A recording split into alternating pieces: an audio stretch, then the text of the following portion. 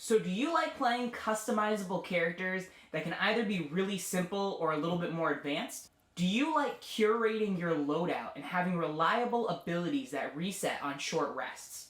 And do you like having an ace up your sleeve when your back is up against the wall? Well, don some armor and doff those judgments, because today we're talking about the value of Fighter in 5th edition Dungeons & Dragons.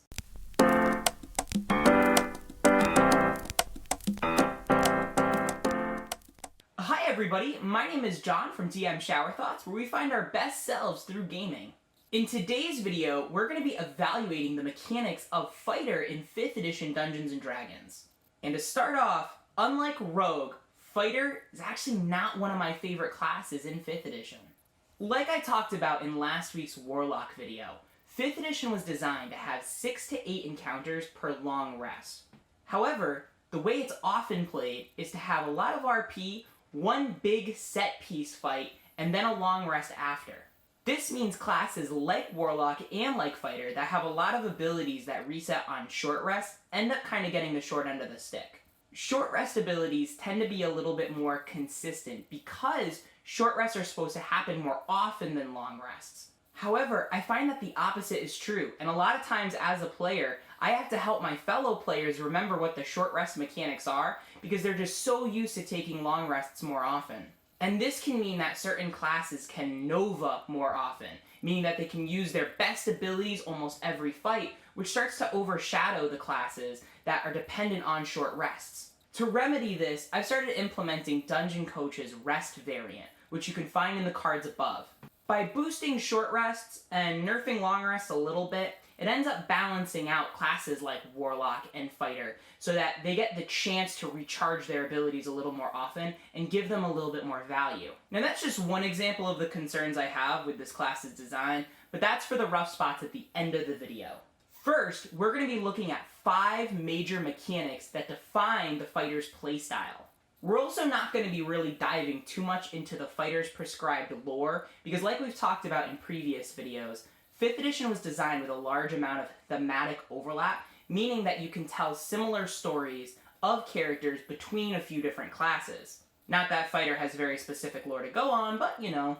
So like the rest of the videos in this series, the question that we're trying to answer is why would I pick a Fighter instead of another class for my 5th edition character? So, let's begin. Major mechanic number 1 that defines the Fighter's play style is their fighting style. Now, fighting style isn't a unique selection to the Fighter. You also get it with a class like Paladin and Ranger. However, only Fighters get this option at first level. And when you pick a Fighter, you have all of the available fighting style options. Whereas a class like Paladin or Ranger only has a few of those options. Now, your fighting style is probably going to determine your preferred equipment loadout and your preferred method of combat for the rest of your Fighter's progression.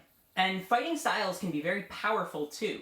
For example, the archery fighting style that gives you a +2 bonus to attack rolls with ranged weapons allows you to break the upper limit of what your attack roll can be. For example, while another class, like say the rogue, can only get a maximum of +11 with a ranged weapon, a fighter can now get a +13, without magic items of course. And the dueling fighting style is a great way to get a little bit of a damage bump that can be especially competitive at the early levels of play. And although for this video series we're looking purely at single class builds and evaluating what it's like to take a character from level 1 to level 20, this is a great time to bring up that fighting style is a reason why Fighter is one of the most competitive multi-class dips for 1 or 2 levels. Major mechanic number 2 is Action Surge. This is an extremely powerful ability that's only available in the Fighter progression that allows you to take an extra action during your turn. Now, at first you can only action surge once. However, as you invest in levels of Fighter, you're able to action surge multiple times later on. And action surge is a feature that resets on short rests, meaning depending on the rest economy of your game, you might be able to action surge at least once per fight. Now, action surge is most commonly used to take the attack action again, which allows you to double the number of attacks that you can make in a round. And later down the line, this is going to be the key feature that allows Fighter to pull off more attacks in a round than any other class, including the Monk. But there are more uses for Action Surge too. For example, it'll allow you to take an extra dash action during an intense chase sequence. Or you might take your additional action to interact with an additional object. Again, not really a multi-class video, but so far, as per the rules as written, Action Surge is the only feature that allows a high-level spellcaster to cast 2 devastating leveled spells in a row. Can you imagine taking this at the end of your wizard progression and going from a 9th level spell into an 8th level spell?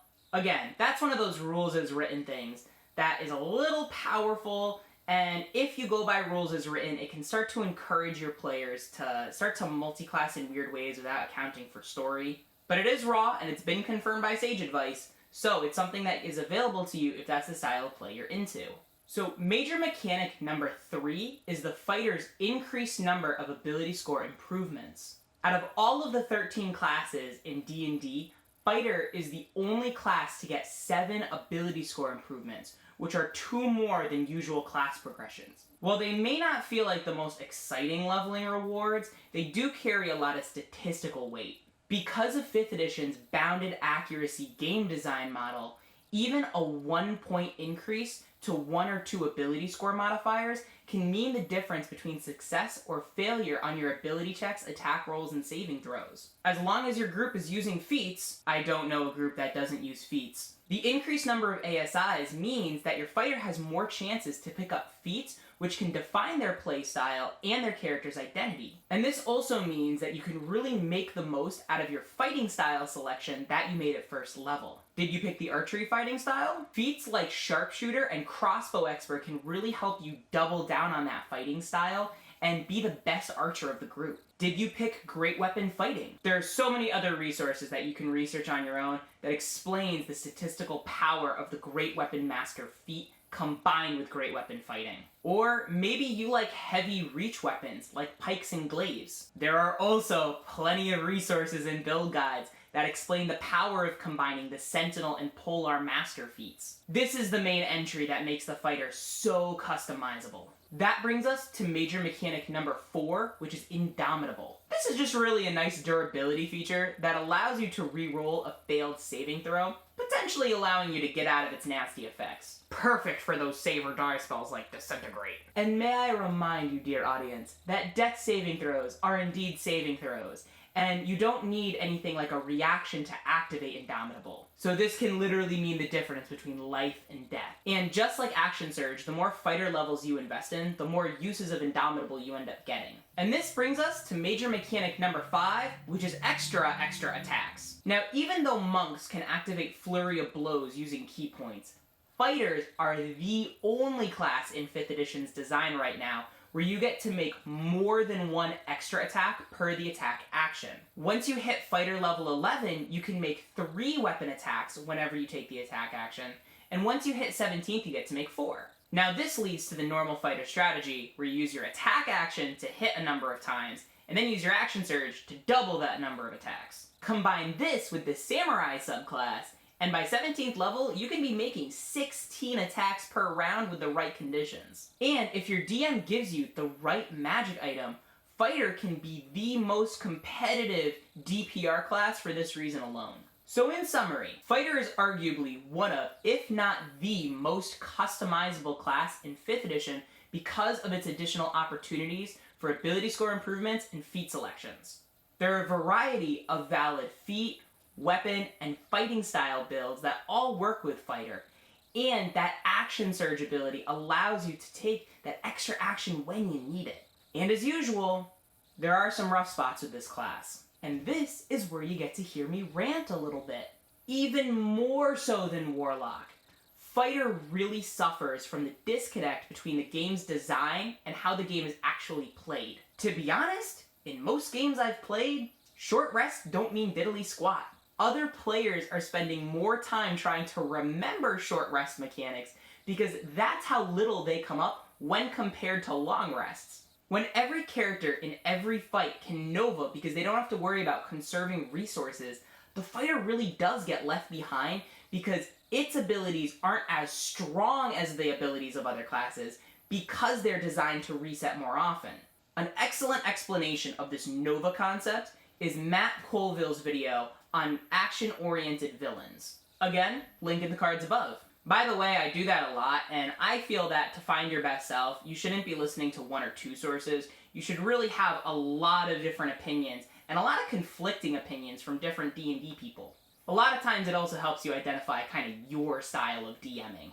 A fighter's value is best highlighted when it can fight consistently and it doesn't have to worry about using its abilities because it knows it can get them back on a short rest. And so, the fighter can do a lot of the legwork of the fighting while the rest of the party conserves their resources so that they can save them for the big boss battle. Now, another rough spot for me is the ASI model of character progression with the fighter. I love this idea as an idea.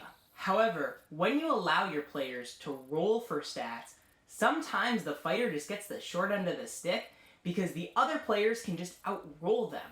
And there are fixes to this, like Dungeon Coach's character creation guidelines. It leads to ASIs being something where you're trying to catch up to the stats of players that just rolled well, instead of being an interesting choice where you're leading the party in terms of stats, or you're now choosing a feat to better customize your character. In addition, if another player just rolls better stats, when they get to their ability score improvements, they can choose to take all the feats that kind of define the fighter's playstyle. So now, not only do they have the feats of the fighter, they have the additional features of the class that they selected. And this is why for the next campaign I'm going to run, I am going to have players stick to standard array or point buy. That way, all the characters have the same stats to allocate. And if a player wants to pick up a feat with a non-fighter class, they now have to sacrifice their ability score improvement and not have the raw statistics to go behind their feat. And finally, the last rough spot is my biggest complaint. Arguably, more so than any other class, the fighter is incredibly equipment dependent. If your DM isn't giving you magic items that go along with the build that you've selected, then the fighter's effectiveness really drops off at about level 7. Some of the toughest monsters in 5th edition's basic design are so tough because they're resistant or immune to non-magical weapon attacks. And so, it doesn't matter if your fighter can hit 4 or 6 times in a round, if all of their damage is immediately halved or flat out ignored because of a monster's design. And other similar martial classes can get around this problem. Paladins have their ability to smite, which deals magical damage. So even if their weapon doesn't hit, they are still able to hit with the radiant or whatever smite damage type is behind it. And barbarians don't even need to deal a lot of damage because their rage gives them durability features that allows them to pivot their role in relationship to the rest of the party. So fighters can't rage and fighters can't smite. So when faced with that kind of scenario, they won't keep up in terms of damage dealing with the paladin, and they won't keep up in terms of durability like the barbarian. So basically, the DM has to allow you to play your class right. They have to gift you with a magic item that fits the fighting style and feat build that defines the fighter as a class. Now, in terms of a player agency perspective, it doesn't feel too good. When a wizard, just from its leveling progression, allows the player to attain a certain amount of power, and with a fighter class, they really need to beg their DM to make sure that they have the proper equipment, it doesn't sit right with me. This is why I implore DMs to make sure that you pay attention to any character that wants to be a fighter. Make sure you give them opportunities to allow them to equip themselves and give them choices between the kind of weapons they can equip. If they're a polearm fighter, give them a few different polearms to choose from. Same goes for any other weapon type, like swords or bows or mauls or whatever. And if it comes to a treasure vault and there's only one magic item, try to have your teammates give it to the fighter so that they can at least keep up. Fighter can be a fun class to play, and it's so iconic to D&D's identity, which is why it's a real shame when I've both been a player and a DM for a lot of groups, the fighter can end up being the weakest character. But now, I want to hear your thoughts. What have been your experiences with the fighter class? Do you agree or disagree with any of my complaints? Have you played a successful fighter? And has it been because of the magic items your DM gave you? Let me know in the comments below, and remember, game responsibly. Bye-bye now.